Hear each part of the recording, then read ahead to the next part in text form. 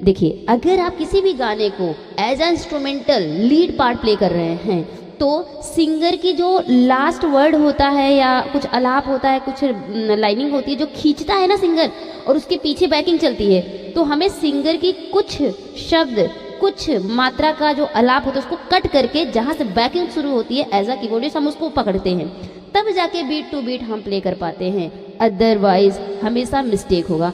Hi everyone, Radhe Radhe, नमस्ते, प्रणाम। मैं हूं कंचन मणिरत्नम, यूपी प्रयागराज से। स्वागत है आप सभी लोगों का मेरे YouTube channel music career academy में। फ्रेंड्स, आज मैं आप सभी लोगों के लिए एक बहुत ही इंपॉर्टेंट टॉपिक पर वीडियो लेकर के आई हूं। आज का वीडियो आपको बिगनर टू एडवांस बनने में बहुत ज्यादा हेल्प करेगा, क्योंकि यहाँ पर मैं आप सभी लोगों को कुछ इंपॉर्टेंट टिप्स बताऊंगी जिससे कि आप किसी भी गाने को परफेक्ट तरीके से प्ले कर पाएंगे विथ बैकिंग।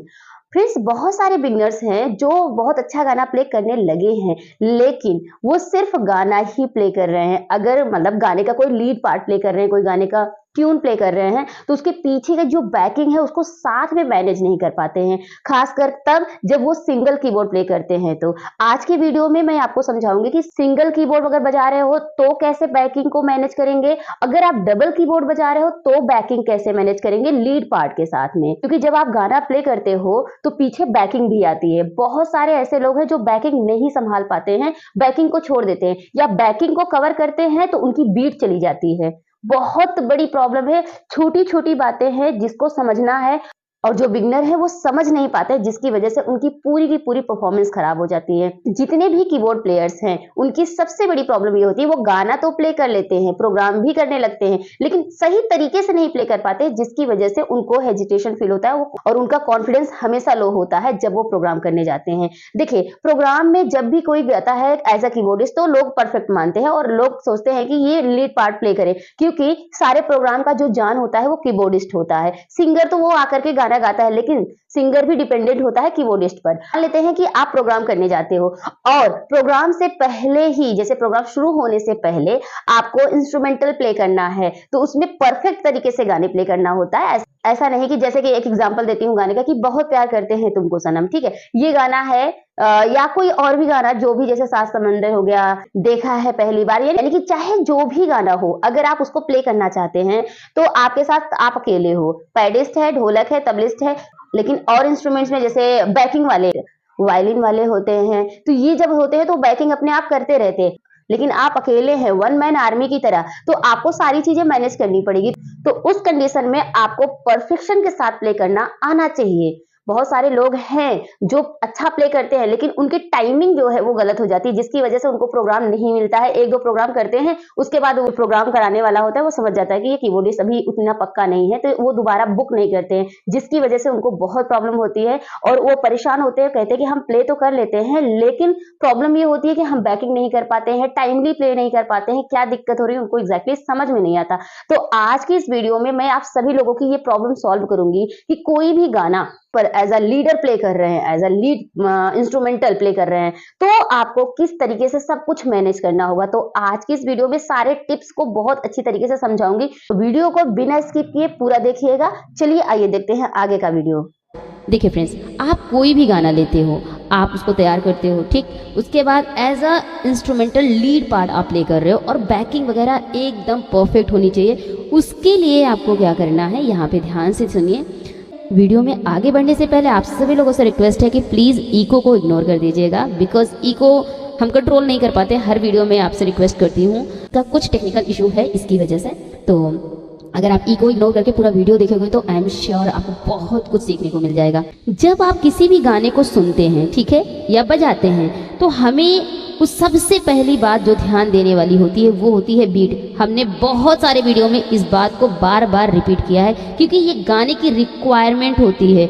हमें किसी भी गाने के पीछे जो बीट चल रही है ना, उस पर बहुत ध्यान देना होता है, बहुत फोकस करना होता है। सबसे पहले कोई भी गाना हम ले रहे हैं ना, प्ले कर रहे हैं, गा रहे हैं, तो क्या करना है कि यहाँ पर देखना है कि 4 बीट का गाना है या 3 बीट का गाना है, जैसा कि हम हमेशा बताते हैं। अब एग्जाम्पल ले लेते हैं कि देखा है पहली बार साजन की आंखों में प्यार। अब इसी को हम एग्जाम्पल लेकर आपको बता रहे हैं कि कैसे किसी भी गाने को as a lead part play करेंगे और बैकिंग भी कैसे करेंगे, और बीट टू बीट एकदम परफेक्ट होना चाहिए। तो सबसे पहले गाने को सुनते हैं कि गाने देखा है पहली बार साजन इस तरीके से हमने इसको सुन लिया। तो जब गाना बज रहा है, देखा है पहली बार साजन की आंखों में प्यार, तक तरर तत तरर तत तरर तत तरर, ठीक है। तो अगर हम यहाँ ध्यान से देखें तो ये हमारा जो मात्रा है वो 4 बीट का चल रहा है, यानी कि गाने के पीछे जो बीट चल रही है वो 4 बीट का है। तो अब हमें इस बात का ध्यान देना है कि जैसे हम कोई गाना गा रहे हैं, कोई गाना बजा रहे हैं, इसी गाने को, इसके पीछे जब बैकिंग आ रही है, जब एक लाइन जा रहा है ना कि देखा है पहली बार साजन की आंखों में प्यार, फिर तक तरर, अब क्या होता है, बहुत सारे लोग क्या मिस्टेक करते हैं कि गाना है कि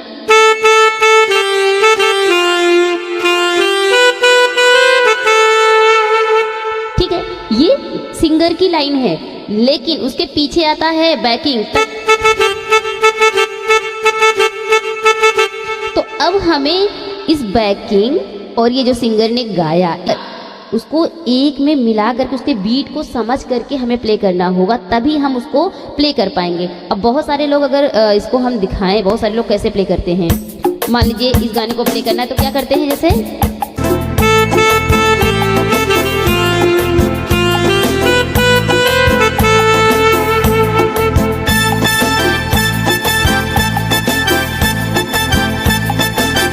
फिर क्या हुआ, अगर हम सिंगर के पूरा बीट पकड़ते हैं, सिंगर की पूरी लाइनिंग पकड़ते हैं प्लेइंग में, तो हमारी बैकिंग छूट जाएगी।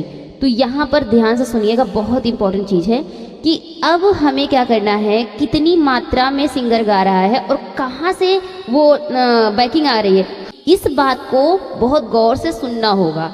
ओरिजिनल हम सुनाते हैं आपको, इसमें देखिए 1 2 3 4 5 6 7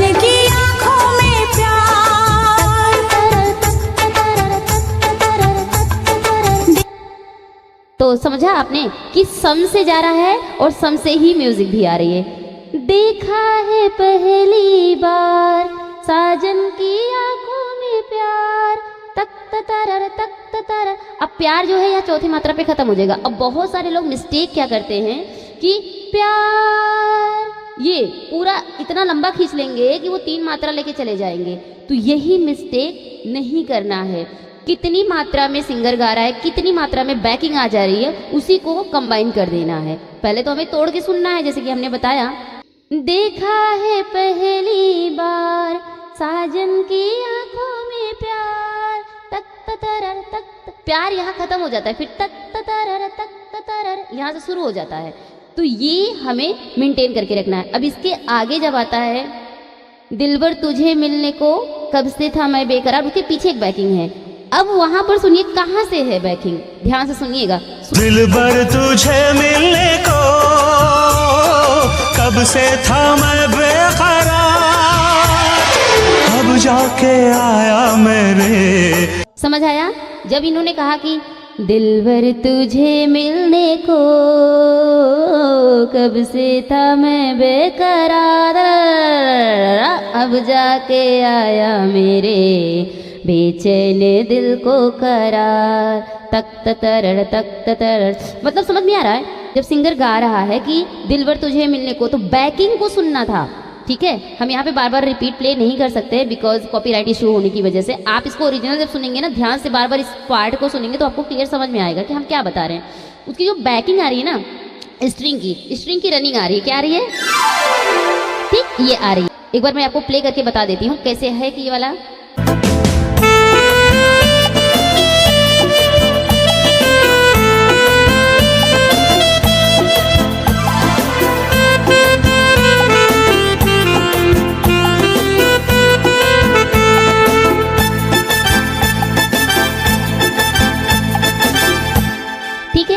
आपने देखा यहाँ पे कि हमने बैकिंग भी किया, गाने को भी प्ले किया। तो हम क्या किए हैं यहाँ पर, ध्यान से देखिएगा कि सिंगर को, जो सिंगर अगर गाएगा तो वो अपना लेके पकड़ के बैठेगा, कैसे कि दिलबर तुझे मिलने को कब से था मैं बेकरार, अब जाके आया मेरे बेचैन दिल को करार, तक तरा। ये सिंगर गा रहा है, लेकिन एज अ कीबोर्डिस्ट हमें क्या सुनना है, हमें क्या मैनेज करना है कि दिलबर तुझे मिलने को कब से था मैं बेकरार, अब जाके आया मेरे। यानी कि बेकरार हम एक मात्रा तक लेंगे, 3 मात्रा तक नहीं लेंगे, इन 2 मात्रा में करके वापस आएंगे। अब जाके, ये अब जाके लाइन जो होगा वो सम से आना चाहिए, तभी हम उसको बैकिंग के साथ कवर कर पाएंगे। एक बार फिर से देखिए कैसे कि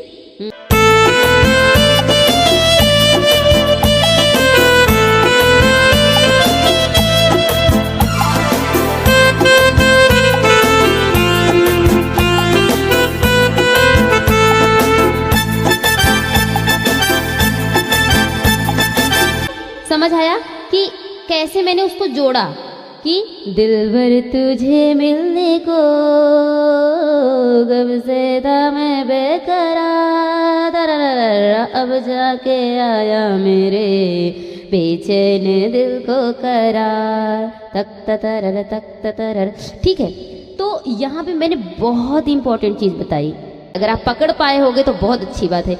देखिए, अगर आप किसी भी गाने को as a instrumental lead part play कर रहे हैं तो सिंगर की जो लास्ट वर्ड होता है या कुछ अलाप होता है, कुछ लाइनिंग होती है जो खींचता है ना सिंगर, और उसके पीछे बैकिंग चलती है, तो हमें सिंगर की कुछ शब्द, कुछ मात्रा का जो अलाप होता है उसको कट करके जहाँ से बैकिंग शुरू होती है एज अ कीबोर्डिस्ट हम उसको पकड़ते हैं, तब जाके बीट टू बीट हम प्ले कर पाते हैं। अदरवाइज हमेशा मिस्टेक होगा। मेरे एक स्टूडेंट से, वो बहुत परेशान है इस गाने में कि बहुत प्यार करते हैं तुमको सनम। हम वो कहाँ परेशान होते हैं, जब ये आता है ना कि बहुत प्यार करते हैं तुमको सनम में जो आता है तारा रा रा रा रा, इसमें वो इतना ज़्यादा मिस्टेक करते हैं। क्या होता है उनके साथ दिक्कत, ऐसे करते हैं कि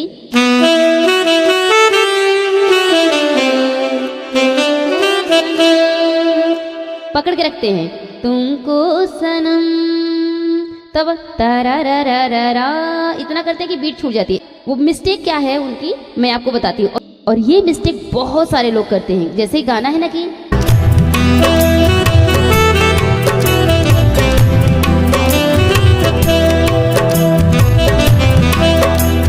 समझ आया कितना बड़ा मिस्टेक हो गया। समझ आया मिस्टेक कैसे करते हैं कि गाने को पकड़ के रखते हैं कि बहुत प्यार करते हैं तुमको सनम, बहुत प्यार करते हैं तुमको सनम, बस ना। तो अब बैकिंग आता है कि बहुत प्यार करते हैं तुमको सनम, तरररररर, बहुत, इस तरह से। अब हमें सिंगर को पकड़ के नहीं रखना है प्लेइंग में, ध्यान दीजिएगा मैं क्या बोल रही हूँ। जब आप प्लेइंग कर रहे हैं तो सिंगर के लाइनिंग को पकड़ के नहीं बैठना है प्लेइंग में, उसको कुछ मात्रा कट करो, 1 मात्रा, आधा मात्रा, जिसमें हम बैकिंग ऑन बीट कर पाए। जैसे कि यहाँ पे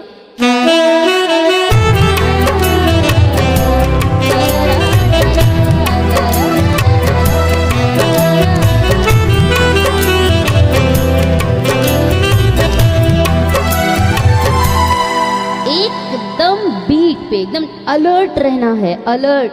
1 सेकेंड की भी गैपिंग नहीं होनी चाहिए, तब आप बैकिंग को बहुत अच्छे से कर पाओगे। अब इस तरीके से जैसे प्ले किया पहली बार कि जो मिस्टेक करते हैं कि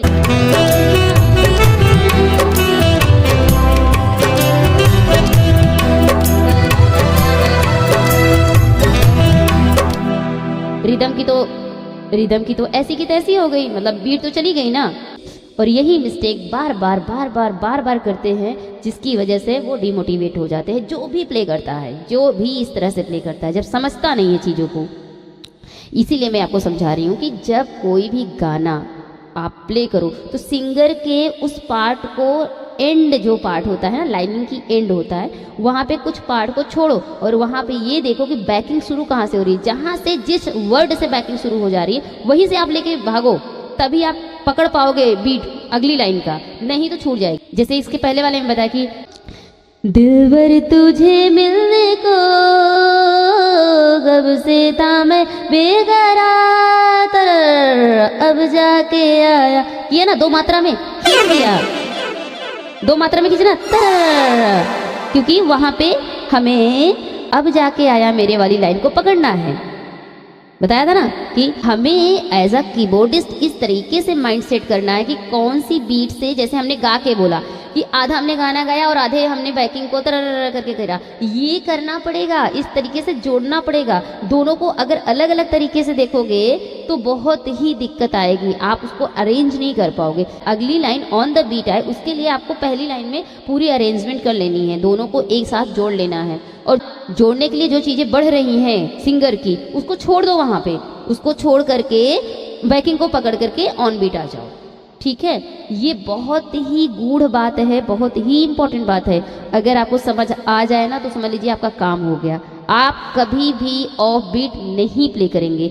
जितने भी बिगनर हैं, आई नो वेरी वेल, यही प्रॉब्लम से जूझ रहे हैं। उनको समझ ही नहीं आता कि हम शुरू कहाँ से करें, एंड कहाँ से करें, यही प्रॉब्लम आती है। और ऑन बीट ऑफ बीट क्या है, इसमें तो थोड़ा बहुत अगर वो समझ जाते हैं कि हाँ बीट टू बीट हम बजाना आ रहा है, तो बैकिंग करना नहीं आता है। एक स्टेप ये आगे की बात है। तो आपको प्रॉपर बीट पर ध्यान देना है, और जो हमने बताया सिंगर की लाइनिंग को पकड़ के वहाँ पे रुकना नहीं है। जहाँ से बैकिंग शुरू हो उस सिंगर की, वहाँ से वो वर्ड कट करके आप बैकिंग करके आ जाओ। बहुत इंपॉर्टेंट है ये करना। इस बहुत ही इंपॉर्टेंट बातें आज मैंने आपको बताया। अगर आपको ये बात एक बार में समझ में ना आई हो तो ये वीडियो को दोबारा देखिए, समझिए कि मैंने क्या बताया, कौन से पॉइंट पर आपको काम करना है। ये सारी चीज़ें बार बार, क्योंकि कुछ बातें ऐसी होती है जो एक बार में शायद समझ में नहीं आती है, उसको दोबारा तिबारा अगर आप देखोगे तो बात समझ में आने लगेगी कि हमने क्या बताया। बहुत ही माइन्यूट सी बात है और बहुत इंपॉर्टेंट बात है, जो कि सबके पकड़ में नहीं आती है, जिसकी वजह से प्रॉब्लम हमेशा बनी रहती है। सो फ्रेंड्स, ये रहा आज का वीडियो। कैसा लगा मुझे कमेंट बॉक्स में ज़रूर बताइएगा। चलिए हम मिलते हैं एक नए वीडियो में एक नए टॉपिक के साथ। तब तक के लिए टेक केयर, बाय बाय, जय हिंद, वंदे मातरम, राधे राधे।